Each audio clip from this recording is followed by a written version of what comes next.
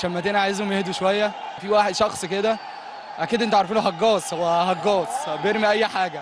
انا الحقيقه ما كنتش اتمنى بقى ان امام عاشور يدخل نفسه في الخناقه دي مع الكابتن رضا عبد العال، وان هو بس كان يحاول يركز على ادائه ويطور من مستواه مع النادي الاهلي الفتره اللي جايه، ودوت هيكون افضل واقوى رد ممكن يرد بيه على اي حد كان بينتقده او كان بيسخر منه الفتره اللي فاتت. ولكن انت بالهجوم الكبير اللي عملته امبارح على الكابتن رضا عبد العال خلاص نفذت وحققت كل اللي بيتمناه وكل اللي بيحلم بيه كابتن رضا عبد العال، لان انت خليت نفسك سلعه وخليت نفسك محتوى هيشتغل عليه الفتره اللي جايه. الله ينور. وهيفضل بقى متابع مباريات النادي الاهلي، مش عشان النادي الاهلي، عشان يركز عليك انت بس. ولو كنت نجم المباراه ومكسر الدنيا واخد احسن لاعب في المباراه وعملت ميس باص او عملت خطا في المباراه، هينسى كل اللي عملته في المباراه ويركز بس على الخطا والميس باص اللي انت عملته في المباراه. واي كلام بقى هيقولوا عليك وينتقدك فيه خلاص هو بالنسبه له بقى سلعه، بقى محتوى، بقى شغل هيجيب مشاهدات، المشاهدات هتجيب اعلانات،